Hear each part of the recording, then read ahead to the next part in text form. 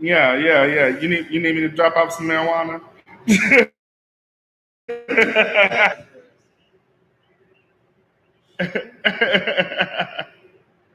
Okay, I'll call you when we're done.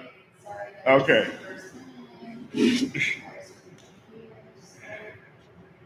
Oh, she talks. She talks. I love Amina. I love Amina.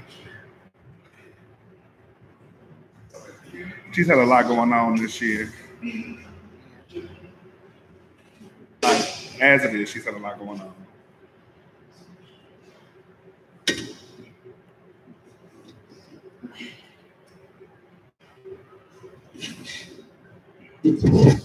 Hey guys. All right, this is kind of my first time being out in the streets and not in the studio, so we're getting it together. I want to thank Peyton for letting me do my first show out here in her restaurant, Truth Italian. You guys make sure you stop by out here. I'm really excited today too because my first interview is actually going to be on the documentary called The Melanin Code, which is coming to Chicago this Thursday. So this is my first interview, my first live interview out in the streets in Chicago. So I'm really excited. So I'm going to go ahead and just jump right in with my guest. My first guest over here, I have Valerie. Hi, Miss Valerie. I'm good. Unfortunately, I got one mic. I had technical difficulties with the other one, and we're going to get it together soon. So I'm going to pass the mic around. Valerie, go ahead and tell us a little bit about yourself. Well, like you said, my name is Valerie McEwen. I am a Chicago public school teacher. I have been teaching since January 2008. Yes, I am a music teacher. Currently, I teach at Morgan Park High School on the city's south side and in the Morgan Park neighborhood. Love it because I am also a alum. I'm an alum from Morgan Park. I am a Mustang too. Let's go Mustangs. So I'm teaching at my alma mater. Super cool. Super cool. I teach general music and music theory. So nice. Pretty cool gig. We like music. Absolutely. Okay. And then next we have my man's over here, Courtney Trotter. I'm trying to get my life together. Hello, everybody. Hello. What's the question? Give us a little background about yourself, Courtney. Well, my name is Courtney. Owner, operator, founder of CT Productions. Also one of the executive producers of The Melanin Code. Very excited to be sitting here with cast member Valerie and my good friend Tiffany. Hey. Shout out to Marcus holding the camera over there. So what do you want to know? Insight about what this documentary is about. Okay, so the documentary is the brainchild of Marcus Small.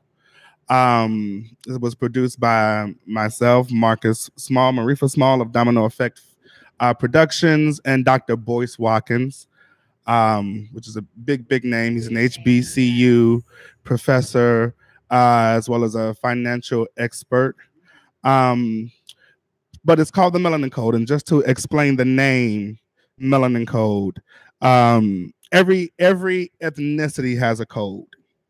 There are the Anglo-Americans, the Asians, they have their Chinatown, and you can't just go into a Chinatown and being myself or yourself and open a business. You would have to be Chinese. So every other ethnicity outside of melanated people are operating under a code. It's time we had ours. So that was the whole reason behind the Melanin Code, to start to break down, one, why it hasn't happened before now, why we haven't come together in terms of using our group, our own economics, building our own businesses, and only operating with one another. So that's really what the documentary covers, why it hasn't happened and what we need to do to make it happen. It's got some great talent in it. Valerie McEwen is in it. Pastor Tion D. Hughes of Third Baptist Church is in it. and he's a little bit rogue himself on the pastoral side, and how he thinks and how he tackles situations. We also have Blair Christian in it from Wildin' Out. She's also Missy Elliott's choreographer. So she's speaking from an entertainment aspect. Um, who else? Spoken Reasons, who was also a film star. He's out of Florida. He's a viral sensation. He's speaking on entertainment. We have Monique and Melvin Rodriguez, who are the founders of Mael Organics, one of the fastest growing hair brands in the country, completely Black owned. Christopher Scott of Opulent Credit Builders, and Stephanie D. Coleman, who is the 16th Ward committeeman. There's also a retired police officer in this film, Mr. Dixon, who is also a viral sensation. So we've got a great talent. Most of the talent in this film is from Chicago. I was just gonna ask some really familiar names. Yeah. Most of the talent is from Chicago. So we've got some great people, great talent with a great message, and we're excited to get it out there. Good. And now, Valerie, let me ask you how it was filming this, and what is your take on everything? What is your opinions and all that? And I'm sure we're going to see it. Oh, absolutely. As far as filming goes, we filmed a little while ago, and so when we were doing some revoiceovers and trying to edit and get some things appropriate, I didn't kind of remember some of the things because it was so conversational. You know, it was me, Marcus, you sitting in the room, and it was just super conversational. It was just, and I'm pretty sure I was high on some type of education adrenaline. The board had did something to me. Somebody's child did something to me, and I was just, it was like rapid fire, you know. And so he's playing me back stuff, and I'm like, oh my God, I talked y'all to death, didn't I? I'm so sorry. And he was like, no, it was great. It was great. We wanted you to keep talking. And I was like, oh, I'm so sorry. So, it's just, they put me in a place where I was able to express my passion. Okay. I definitely have a passion for educating. Most definitely. I love working with the young minds. I love getting their perspective on things. I love when they come back and tell me that something I said or something I did changed their perspective, or they re-encountered it someplace else later on. So to talk about education and to talk about my people in education, it was like, that's nothing. We can talk for hours. I could do this whole documentary for you. Just tell everybody else to go home. Right. Let's do it. I could talk about it all. So my aspect was the education portion. What can we do as a community for better education? What can we do to make sure that our children are getting the same standards as everyone else around the country? And I wanted to make sure we highlighted that we're a city that closed 55 schools. Yes. At one time, we just shut down a whole sector of schools. And in the same city, in the same year, another school got $1 million grant. Wow. Can you say what school that was? No. I am still currently a CPS employee. I still need their money. Still need their money. Oh, okay. Not quite yet. Yeah. But yeah. So, and I can't say that school was not in the neighborhoods of those 55 schools that were closed. I mean, I thought that was a given. Mm-hmm. Definitely not in those same neighborhoods. Not at all. Right. No, not at all. So it's like you find money for what you want to find money for. Mm-hmm. And so I was ready to talk about it. Good. And what we can do as parents, as community, as the leaders, as the people who are not in the classroom. My job's hard. It's hard. And I don't want you to do it. I went to school for it. So I'm okay. I got that part covered. But I need you to prepare your kid when you send them to me. Mm-hmm. I need you to love your kid. Right. I need you to talk to your kid. Yeah. I need you to prepare your kid before you send them to me. I can give them all the instruction in the world about music, but I can't give them instruction on life. I can, but they still go home to you. Right. So we as a community have to gather around our children and teach them the importance of education. If you send your child to school to be babysat, they feel it. They know it. If you send your child to school with a purpose of getting an education, of getting some knowledge and getting some information, I see that child. Okay. I know whose parents sent the kid to school to learn, and I know whose parents sent the kid to school out of routine. Yeah. And there's a difference. And we got to get out of the routine and put back into our young minds that there's an important reason as to why you are here. This is your job. Unfortunately, our kids have so much extra that they have to do that they can't focus on their one important job. Right. You don't know how many teenagers I have with super adult problems. It's heartbreaking. The things that they have to focus on are things that I couldn't even fathom at 16 or 15. I couldn't even fathom that that's something of importance to me, that I have to worry about that. Yeah. I'm concerned about how am I going to sneak out of biology so I can go to the pep rally that I didn't get invited to. They don't have that. Out downtown. Right. You know, how I'm going to meet up with my friends at the plaza. How we going to get there? That's not their concerns, right? Go ahead. You can answer. As a teacher, you see things on the basis of youth coming forward.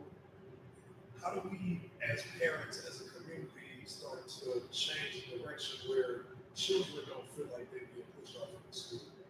I mean, it's really hard to set an achievement standard if mom and dad don't really feel like school is that.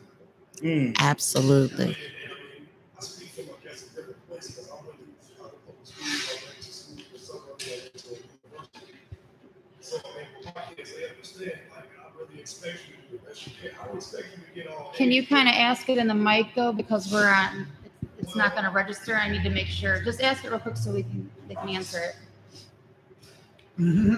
I guess the question I'm asking is, how do we relate what we discussed in the Melanin Code with, I guess some standardized behaviors, I guess you would say. I mean, especially focusing financially, but how do we standardize some behaviors so that the kids can go into the schools with a air of desire for achievement more than just desire just to maintain? That's a twofold. It starts at home before they get to school. There has to be conversations about school. I was just telling Courtney, my favorite part of my day is the first 40 minutes when I get home and I get the third grade tea. I got an 8-year-old. I know everybody's business. I know her entire class business. I love it. Yeah. I live for that. What happened today? How did that go? We reflect upon that. We talk about that. So she's engaged in school because she wants to come home and tell me about it. She enjoys that conversation that we have. If she's lethargic in school, there's nothing to talk about when mommy gets home. She thirsts for that communication because most children do. Wow, yeah. They thirst for that connection. They thirst for that communication. So talking to her that first 40 minutes when I get home, it's like it's nonstop. And I try to catch as much of it as I can, but I know that it keeps her engaged. Yeah. And then I ask questions about what she's learning. The second part of that is the school that she's attending.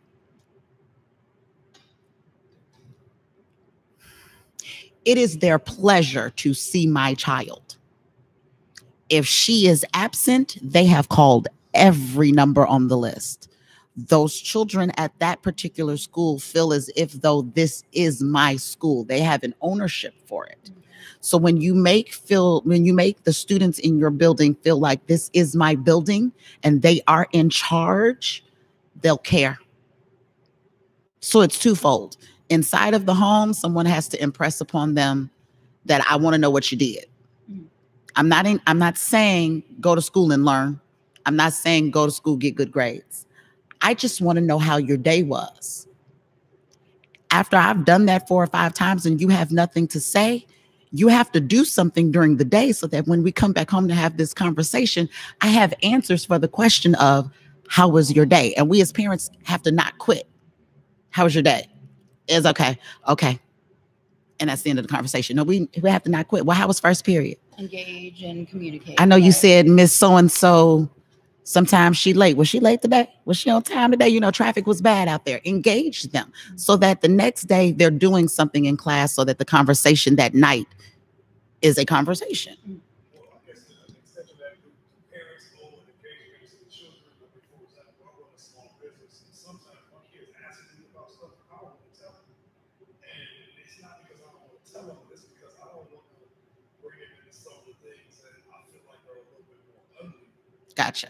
So how do I, as a parent, engage them to help them understand, like, I want you to go to school because I want you to be able to make decisions on this type of level that I'm on, even when I have a tough time communicating that. I think sometimes, so make sure I'm understanding your question. How do we engage the children without impressing upon them adult matters? Yes. Gotcha. I mean, I want to engage my children in a business ownership lifestyle. And I think I do. They understand that dad got cash. Yes. They understand that part of it. Okay. They don't understand the part of it where it's some things that are just not so neatly that have to be done. And, how do I continue to bring them in? Because I think engagement is the right word. Yes. But I don't think I can engage them to see their own educational achievement without helping them understand what my education has generated for me. Absolutely. Absolutely. I think we coddle our children. Okay, can you reiterate a little bit of his question? Yes, I can. Yeah, So if I'm correct, you're asking how do we engage the children about the importance of education without including sometimes the necessary struggles that are there that may seem harsh in the adolescent mind. That's where we're going. And my response to that is, hello, Chi-Town. Hello, Chi-Town. Hello, Chi-Town. They moving slow though. I hope they save them.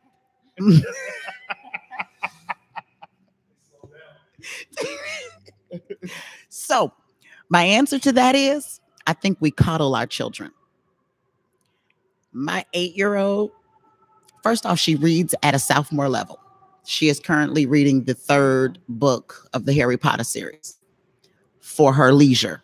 It has nothing to do with what's going on in class, right? So I've always engaged her literacy and reading, but I engage her in conversation and we have truthful conversations because the truth is the truth.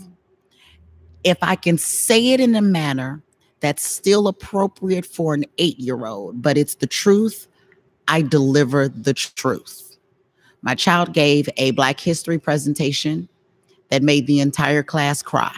Oh my gosh. Oh. The teacher gave them names in a hat and she picked, holy crap, it was a couple of years ago. I forget who she picked, but the basics, Ida B. Wells. Ida B. Wells' basis of her story is lynching. So I had to identify what the word lynching means to a 7-year-old. Her teacher gave those names. Right. I didn't, but I had to identify what that word meant because it kept coming up in her research. It kept coming up that Ida B. Wells wrote papers and protest about lynchings. So, mommy, what's a lynching? I have to tell her the truth. I have to tell her what a lynching is. Mm-hmm. And so she stood there calmly and she explained to her classmates what a lynching is. And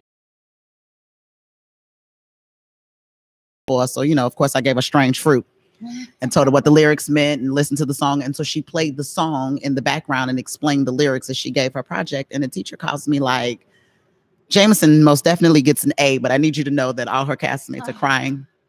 Wow. Her best friend happened to be a young Caucasian lady. And Rachel's like, I just want everybody to know that I love all of you. You're all awesome. Sure. Yes. But so tell them the truth. If you can maintain the truth on a level that they can understand, give them the truth. Sometimes it's horrifying. Absolutely. But give it to them. Because I also think if we're going to talk about this whole code thing, I always felt like the truth is being told in other races and other ethnicities and not to us. I rewatched an episode of, is that Greenleaf? It's a real powerful episode when they find out that the land that they're fighting for, they received from kind of reparations, and it had been fought over and they had come to try to take that land and their ancestors had been hung for that land. And so these children are listening to stories that are so close to them now because that's just 2 generations away. Yeah. It's history until it's that close to you. So it's just 2 generations away that the people of their family had been lynched for that piece of land. Which was not that long ago. Which was not that long ago for that one piece of land. But their faces, like, I mean, I know they're actors, but the faces of those characters when they're getting that belief. And then because I'm rewatching the episode and I had seen, I watched Greenleaf, it made me think the people that they're talking about we have met those ancestral children previous episodes before. Okay. And the condescending manner of those characters made me feel like while these 30-year-olds are hearing for the first time that the land your father owns is a piece of property that his father was hung over, their counterparts on the other side, you know, we used to own those niggas. Yeah, I feel like they've always known that. You know what I mean? Mhm. Like that 7-year-old being raised in that house knew that that piece of land is owned by those people, but we used to own them and we want that piece of land back. They were 35 before they knew that my ancestors had to die for this land because we want to hold that secret because it's so harsh. It's so harsh to talk about. Tell these kids the truth. So is the Melanin Code something that's designed to push us fast forward to the next two generations? Is it set up like that? What y'all have described? I bought tickets to this movie. I'm excited.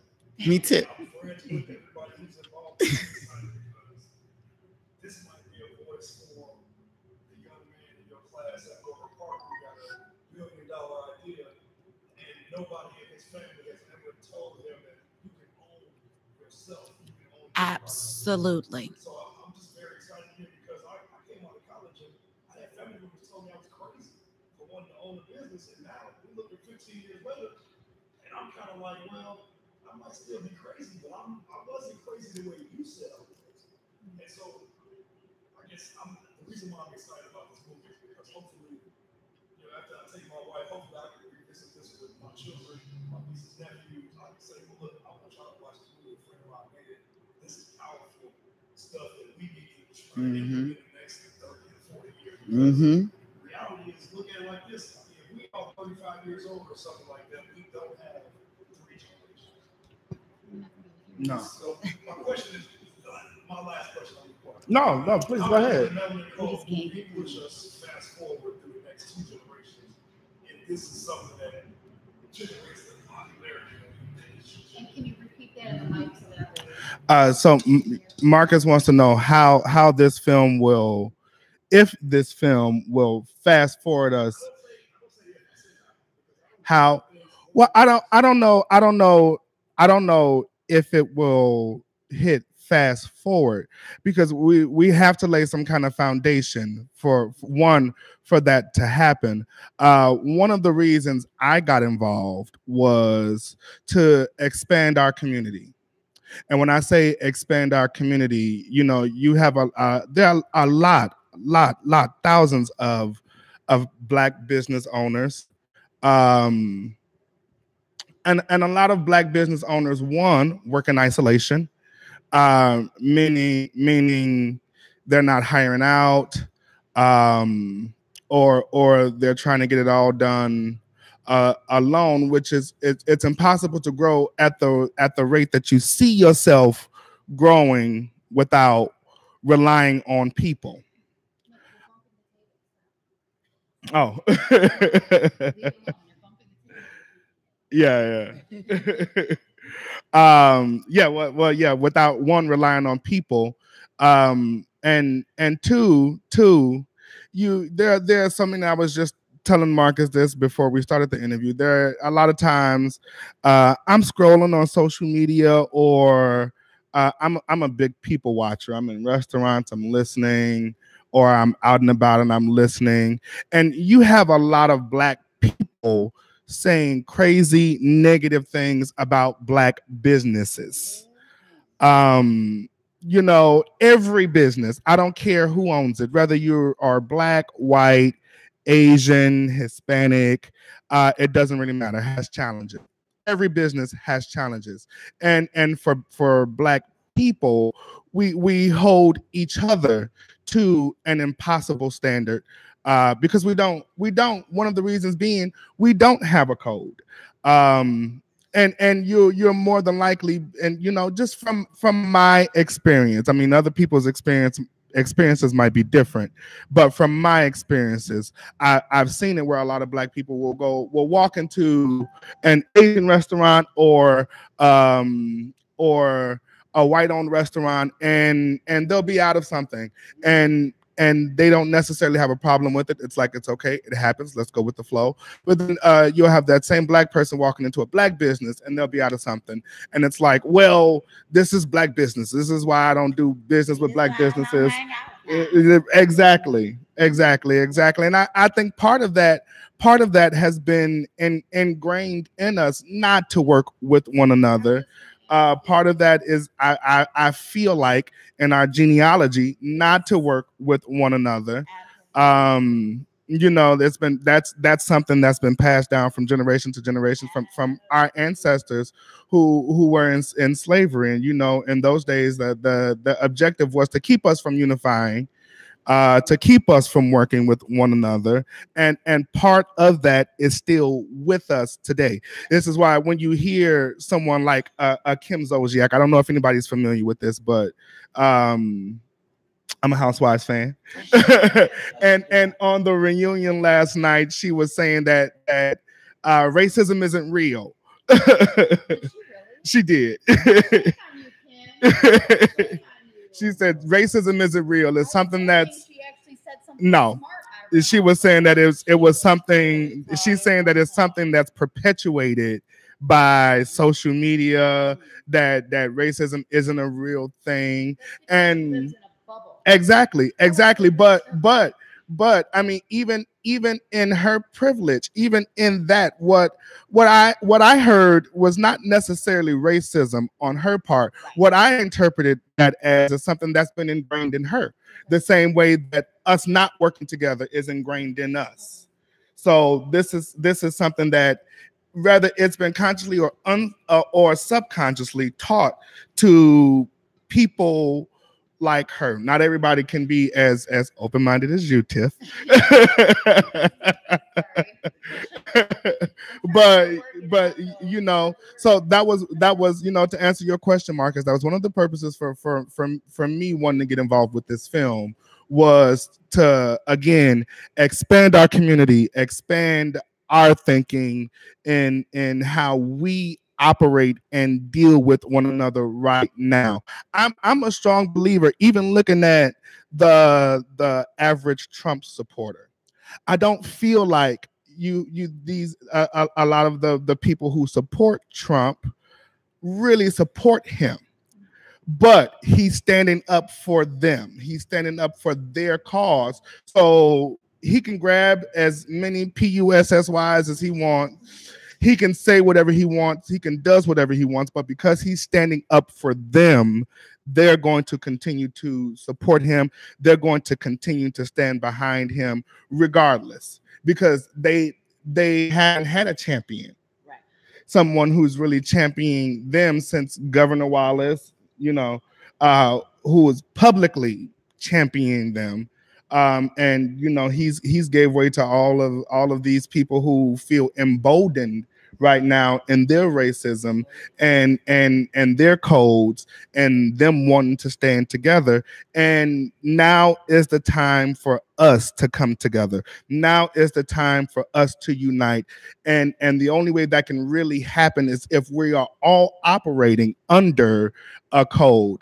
And I talk about this all the time, from a unity standpoint. Real unity for me is standing in the gap, even when you don't want to, even when you don't even necessarily agree. I look at the situation with Monique. Going back to that, and y'all know how I felt about that. Did I agree with what she was saying, or even how she was saying it? Not necessarily, but the reasons that she stood up were important and valid. She was standing up for all black female comedians, and you had so many black comedians even in the city going, "Oh, she's crazy, she's stupid, just don't take the deal and move on," and and Tiffany Haddish is going to get millions when they offer her a deal. And indeed, that didn't happen. She took the deal and it's a deal I feel like she got lowballed as well. But it's time that all that comes to an end. If we are really going to move forward together, if we are really going to move forward as a people, we got to put all this other shit aside, and really come together, even when you don't want to, because that's what true unity looks like. So, I hope that answered your question. I hope that answered your question. Yeah. That's just truth. I thought you were going to go there with the Starbucks situation. Oh, even the Starbucks situation. Oh my God. That's where I thought you were going to go with that. Did y'all see the number of people and black people at that going, I'm still gonna drink my Starbucks. I'm still gonna have my Starbucks. I don't care what they say. It's not the Starbucks that I go to, or it's not the Starbucks in my neighborhood. Again, if we're going to really make a stand and make some noise and move things forward, it doesn't matter if it's your Starbucks or not. You know what I'm saying? This is about appropriating our dollars. Because I think what I was trying to get people to understand about the Starbucks situation, I think Starbucks is one of the least racist company out there. They have so many people of color in high-powered positions.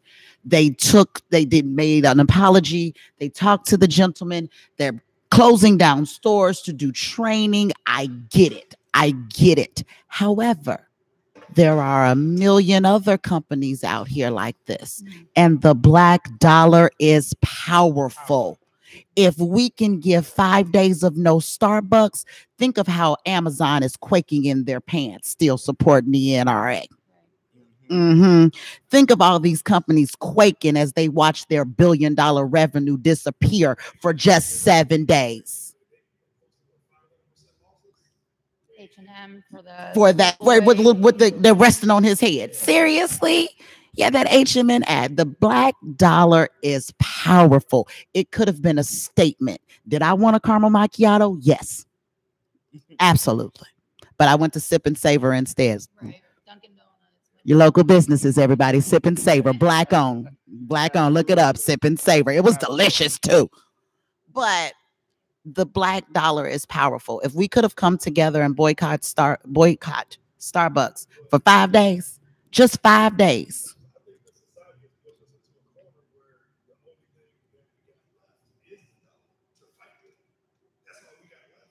I think it's the only thing we ever really need.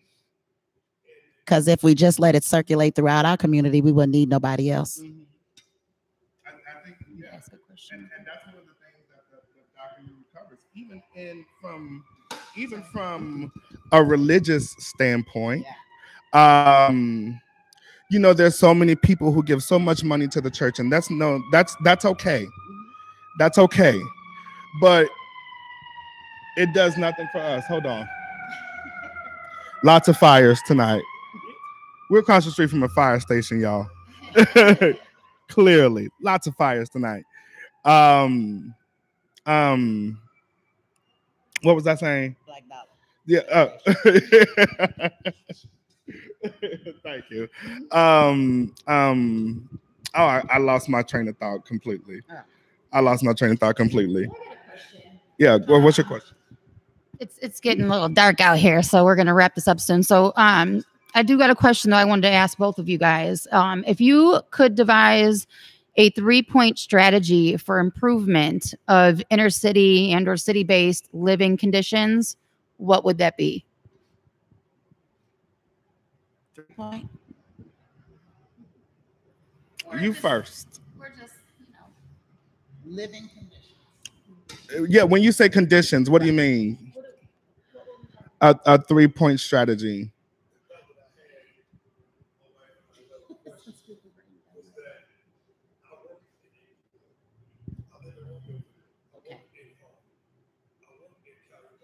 Oh yeah, you're all over.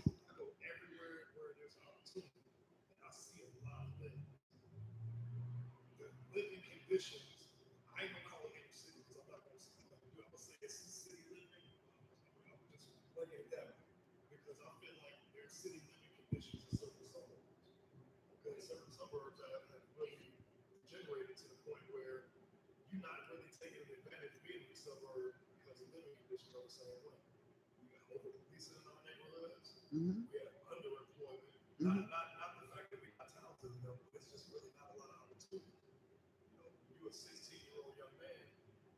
It's not appealing to do something that's right because it ain't too much right out there. You don't get to see a lot of people like me. I'm in my car driving, like you said, doing my business division.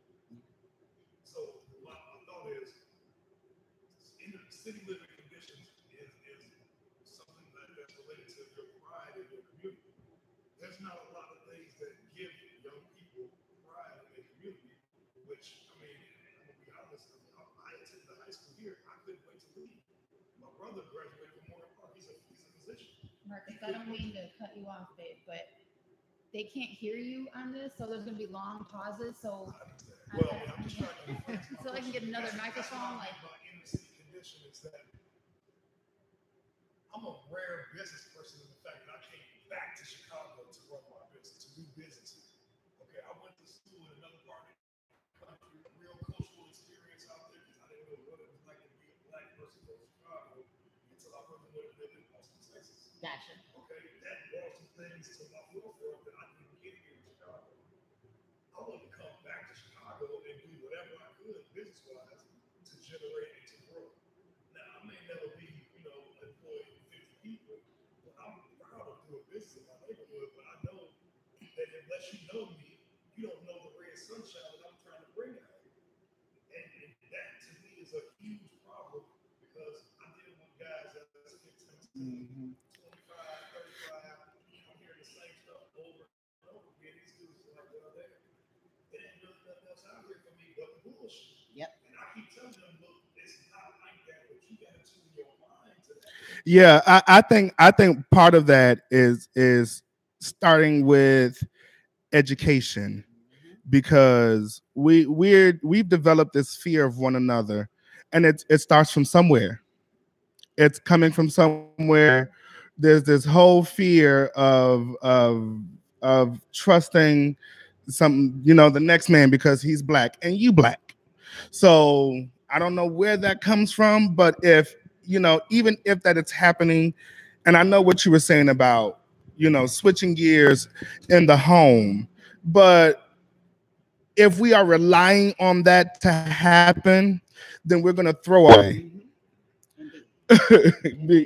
So yeah. And so it's definitely twofold, because if you've got these horrible things happening in the home, and you have teachers who are working for a check, then they're not getting what they need anywhere. Absolutely.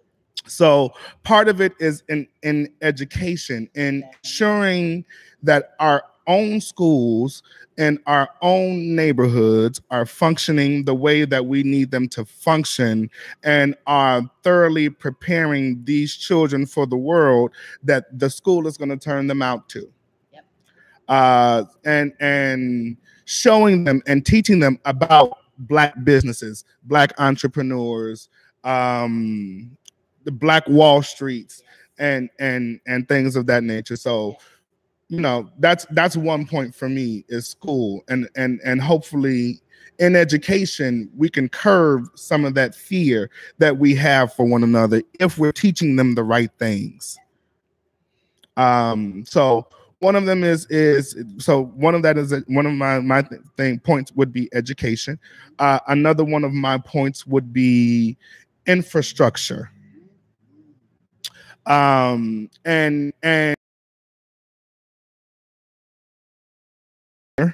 if we support black banks, and going back to my point, I remember where I was going with that now. Even in religion, and that's one of the things that the documentary covers.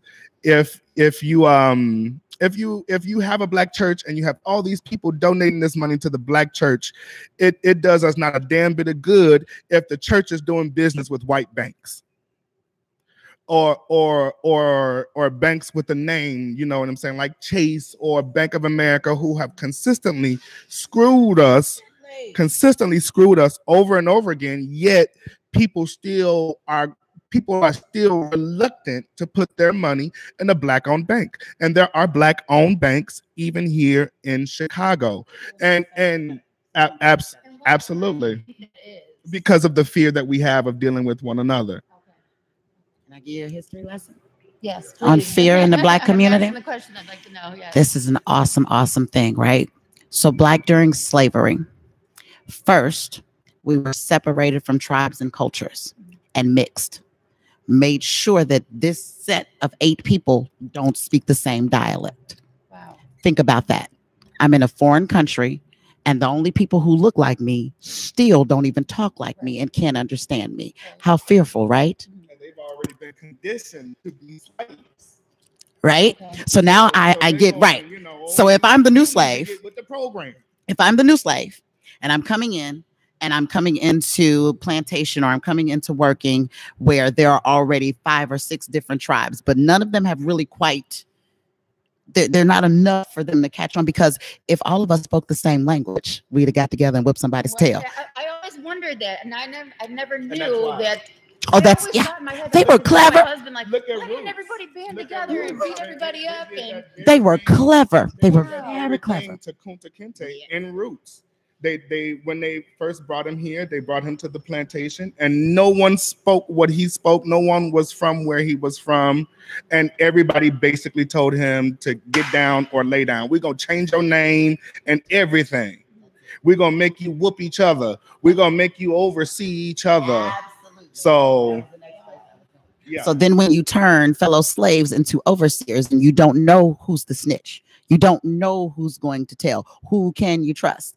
That is conditional. That is generational. That's a generational curse. that right there just makes so much sense for You know, everything I else hear now black that men, questions about. I hear black men frequently talk about white women clutching their purses or locking their doors when they walk past. I observe black women. We're just as bad.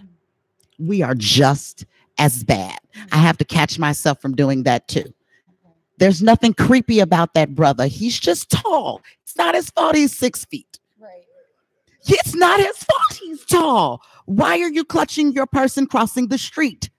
Yeah. He didn't walk faster. He didn't look at you, but we're conditioned to fear one another.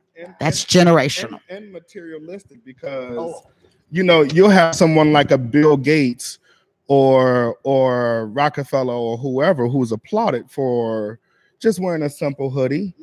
You know what I'm saying? And it's like, okay, Zuckerberg and they're applauded. They're applauded for wearing hoodies and being, you know, conservative with their money and not being materialistic with their money. But then we see a 6'2" young man who's tall, and he walks up on the scene and he's wearing an all black hoodie and something sensible. Oh, he's broke. He's up to no good.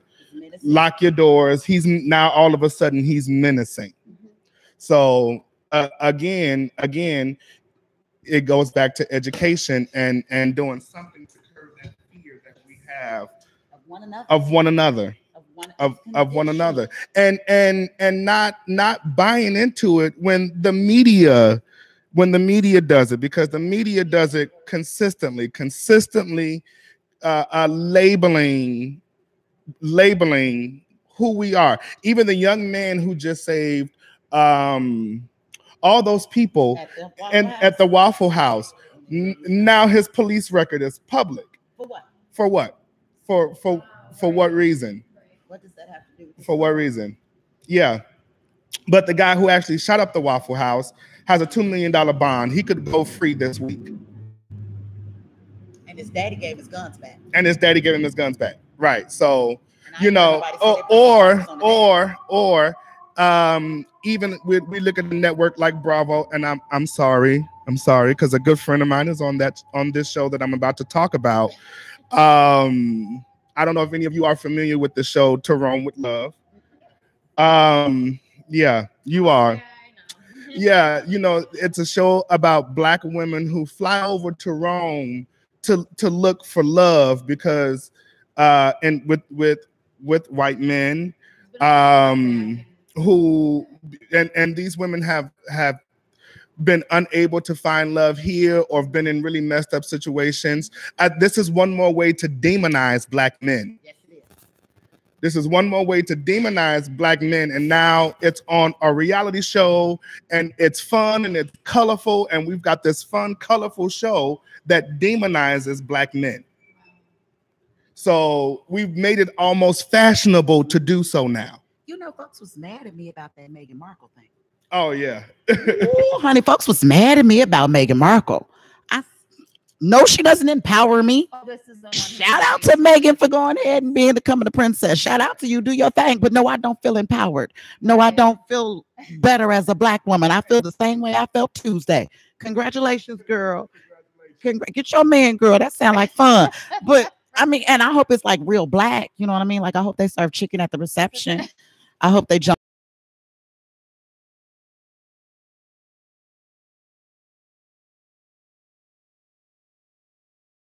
or something and do like a wobble or something. But no, that didn't make me feel like I had made it. Yeah. Reception from Meghan Markle. Right? Yeah. This what you wish your wedding looked like, girl. This what you wish your wedding reception looked like.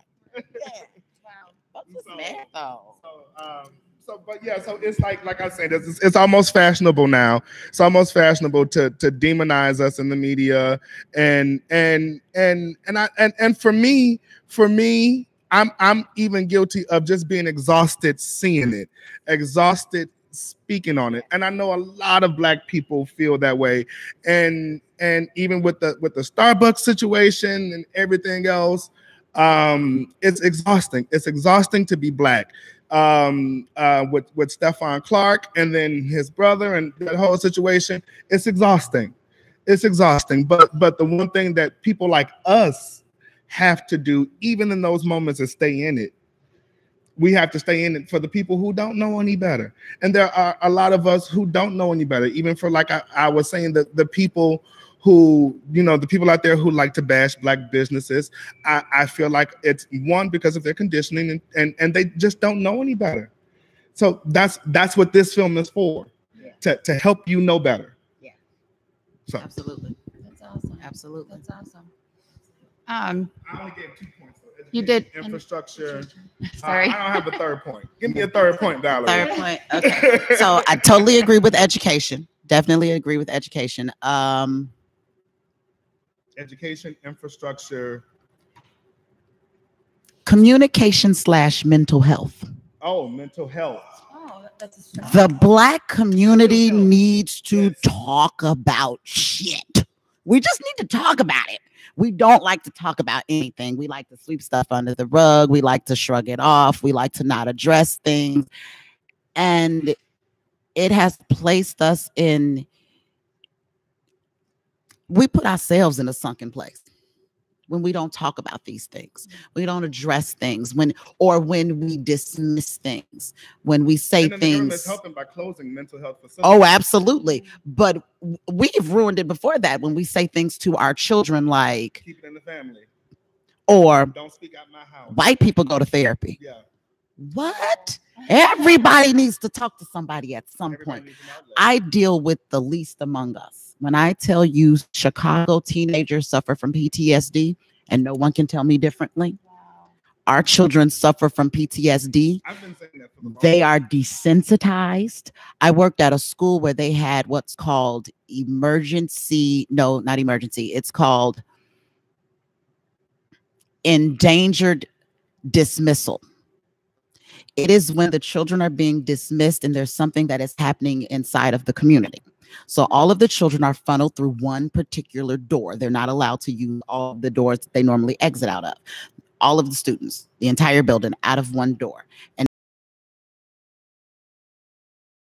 the day that first time I've ever seen this happen, there were 2 gentlemen who had been shot and killed. Literally, their bodies are still laying in the parking lot, and we are dismissing children to go home. That's not the heartbreaking part, Tiffany. The heartbreaking part is children are walking past me and they are pissed off because those bodies laying in the parking lot means the candy store is closed and they cannot get Flamin' Hot's meat and cheese. They are desensitized. They crossed the street. They went on past Damon, and it is what it is. I'm losing my mind. It's in their music, and you know, and even we have a lot of black rappers who say it's not my job to raise your kids. I'm not anybody's influence. I'm just trying to make music. No, you're trying to make money regardless of the effect that it has. And we're not talking about, I'm not trying to demonize hip hop culture. I'm not trying to demonize hip hop culture. Absolutely, absolutely, absolutely. But a lot of these kids are influenced by the music, by the materialism of it, the glorification of shooting and gang banging and drugs. Um, Do you think that's why it happens so much out here?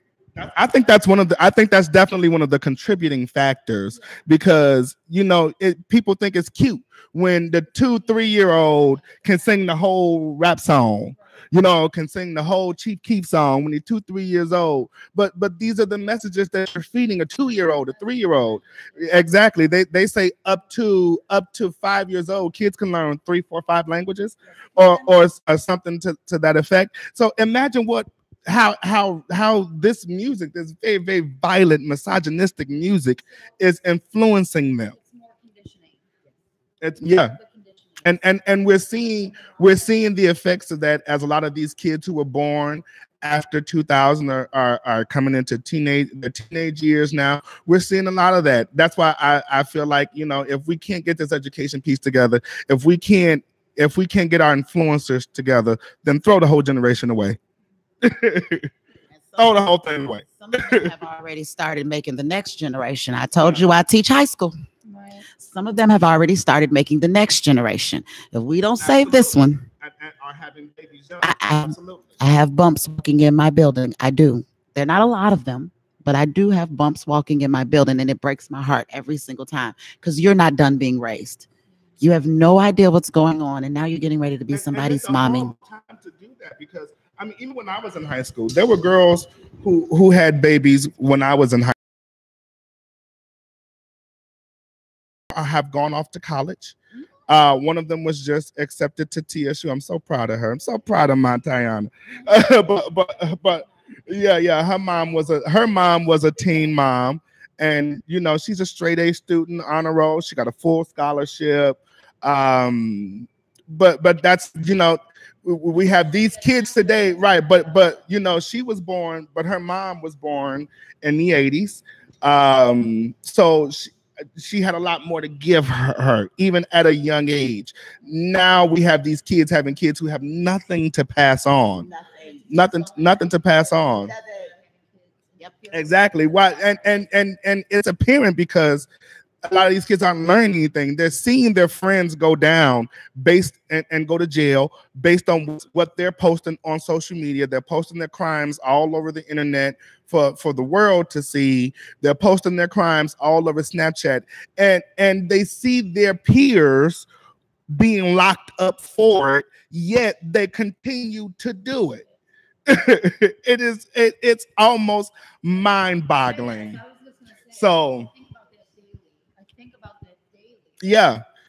And the police are on TV saying, we just watched the music videos, and that's how we know who to catch. Right. We just but- go to social media. But that's the problem. Right? So if Lil Juju over there on 79th got arrested for all his guns and weed and money on Instagram, but in my same feed, G Herbo getting ready to release a new album with the same damn pictures. And then you keep scrolling and he's taking pictures with all the other famous rappers. Right. YOLO, which one life I'ma choose? It could 50-50, right? It's a flip of a coin. I could go to jail or I could blow up like G Herbo. 50-50. That's how they're living their lives. YOLO, I'll take the chance. It is what it is. I'll suffer the consequence rather than ask for the permission. That is how our teenagers are living their lives right now. They would rather suffer the consequence than find out what is the consequence. Oh, I found out when I get to the end. Yeah. That's how they're living their lives. But it all works together, them being desensitized and doing that crazy stuff. Because it is what it is. They're going to throw me a nice funeral. All the school, and I mean, you can laugh, but I remember the DARE program. The DARE program kept me off of drugs, and I'm 30. I'm 35. I'll be 36 this week. And that program kept me off of drugs. They would come to our schools and they would show us pictures of what STDs look like. Real pictures in real time, like this is what happens. This is pharyngeal gonorrhea. The first time I ever heard that, I was in the 7th grade. Pharyngeal gonorrhea, and they showed us what it looked like. Oh my God. I can go even harder than that. Cover it up from now on. I have always been a theater girl. I've always been a stage girl. They came to our school and started a program and say, we want y'all to make a skit about drunk driving. Woo! I played the victim. So I got to pretend to be drunk. I got them kids all the way together. This is what happens when you're drinking drive. Yeah. I loved the DARE program. It was great. Now, if you sit down and try to talk to these kids about they would give us piece of coupons for reading books. Yes. Book it. You get a book it. That's what it was. You get a personal pan pizza. They do. They still have book it. They still have book it. My daughter brings home coupons all the time. They still have book it. My kids have it too. But you know what? I don't remember my older kids having it. I feel like it skipped them, but my younger kids do have it. Book it's back. Book it is still back and available. Oh, well, that's good. Yes. That's good. But it was like a big deal. It was like, how many pieces did you get? Save your coupons for one trip. Right. I got like 4 pieces this semester. How many pieces did you get? I feel like, okay, so my kids have Great America. They get now they get Great America tickets. Yes, we get that. Yeah. Or the water park tickets. I don't know, every once in a while it's something else. But the problem is they bring this thing home and anybody can sign it. You don't know if they're doing it or not. So it's a reward, but you don't even know. I mean, it's up to the parents. See, they don't have to do that. You sign it, you just write it out. We read the book. We had to write a book report before we got our stamp to show that we had actually read this book. You write the book name, you have your parents sign it, how long you write it. You have to do that maybe, I don't know what it was. You have to read so many hours and you turn it in.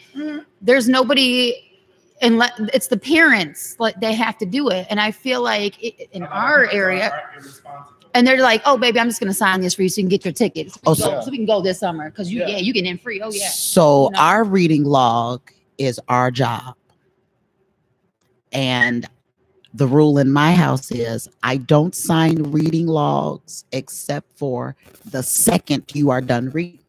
So you need to come to me with the book in your hand. So there is no on Thursday, you forgot to sign my reading log. I'm not sure if you read that. And I'm not signing my name on that legal document and lying for you. Yeah.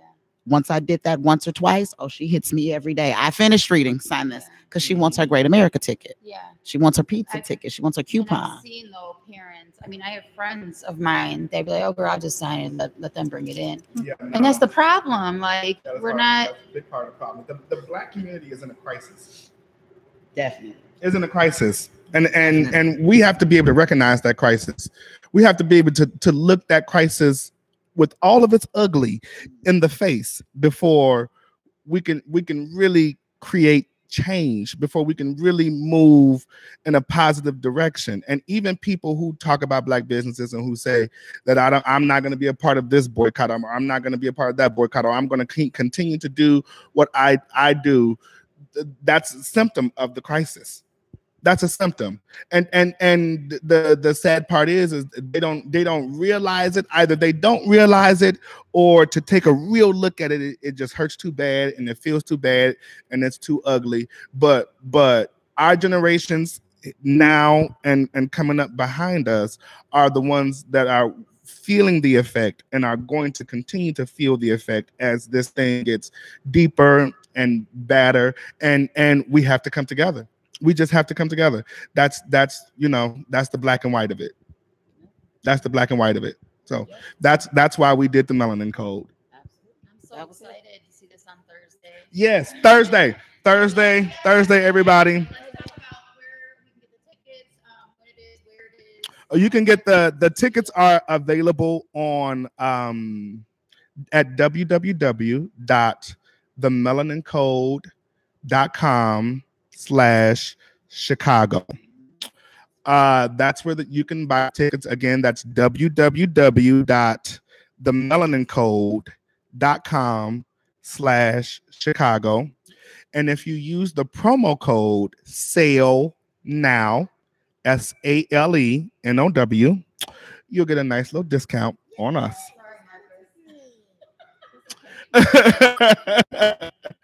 so so if you use that promo code SALE now, you'll get a discount. It's Thursday. The red carpet is at 6. The premiere is at 6:30. There'll be a little panel discussion afterwards. It's on 87th Street at the Studio Movie Grill. That's in the Chatham area, and we planned it there by design so that it is accessible to all of our brothers and sisters. We really want people to come out. We really want people to take something away from this documentary. We really want people to be moved and influenced. And even if it does nothing more than start a conversation, then our goal has been achieved. Each one teach one is a real thing. It takes a village. It's a real thing. We have to bring our village back together. So that's what this movie is for. Thursday, 6:30, April 26th. That's my birthday. 87th Street at the Studio Movie Grill. You can walk up. Tickets are available.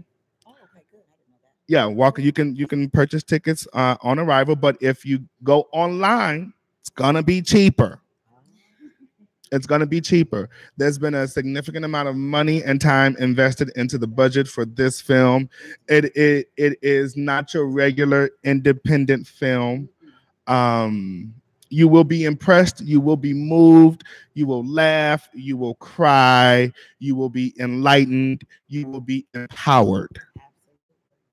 Come out and support this film.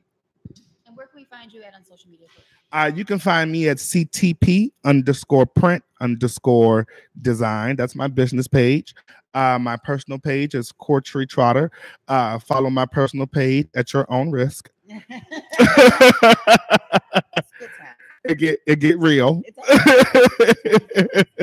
It gets real. I'm not one for skirting the truths. I'm also on Facebook at Courtry Trotter Productions. My website is courtrytrotterproductions.com. My Twitter is Courtry Trotter Productions. If you could plug Courtry Trotter Productions into Google, and everything comes up. Okay. Indeed. And where can we find you at? Well, I'm not as important as Courtry. Oh, everybody's important. Absolutely. Absolutely. Well, so of course you can always find me through CPS, Valerie McEwen. On Facebook, Valerie McEwen as well, or Egypt Marie. I have a stage name. I'm actually an actress and a singer as well.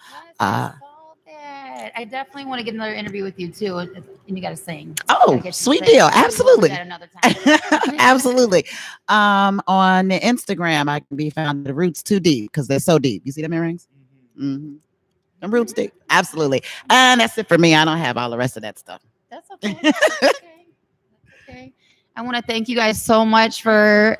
You're welcome. I genuinely learned so much. Yeah, like I didn't even really have to ask any questions because you guys really just did a good job. I really just wanted you guys to speak freely, so everybody can kind of get a glimpse of, what's going to happen in the movie and what the points are and all that. And that's really kind of how the movie is. Yeah, very conversational. Okay. You're able to see that everyone who's sitting there talking, it wasn't here's a script, here's what we want to know, this is the bullet points we want to lay out. It was conversational. Nice. And they were speaking from a place, right? They were speaking of a place of improvement and empowerment. Mm-hmm. Yeah, so. Well, I'm very excited to see it on Thursday. I know it's been a long time coming. I've been waiting for this day. So me and my husband have been waiting for this day. So we're excited. I also want to thank everybody for that's tuning in. I'm going to go ahead and share this, of course, on everything. This is my first time being out in the street doing a live interview. So thanks for bearing with me. We had some technical difficulties. We're going to get it together, but I'm really excited now that we're taking Hot Life on the road. I have got all my social media pages now, so please follow Hot Life Radio on Instagram, Hot Life Radio on Facebook. Also subscribe on YouTube, Hot Life Radio on YouTube as well, and Spreaker, Spreaker. The goal of my channel and this station is to support all my local businesses, my local talent, anybody, entrepreneur, just anything. I want to support everybody around me, and I just want this to be a platform for everybody who may not have that platform. So make sure you guys go follow all those pages and keep tuning in, because summer is coming and I'm going to be out in the streets. Okay. And make sure you guys come out on Thursday. Please come out on Thursday. This is going to be something you do not want to miss.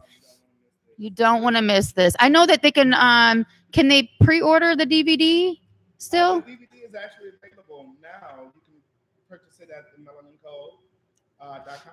Okay, if you're not in Chicago to see the premiere, go to the melanincode.com and make sure you guys get that DVD. Support, you guys. Please support, okay?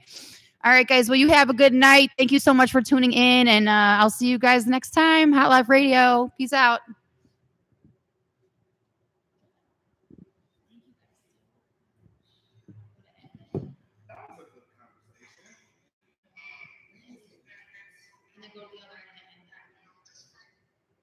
Don't hit anything. Don't hit anything.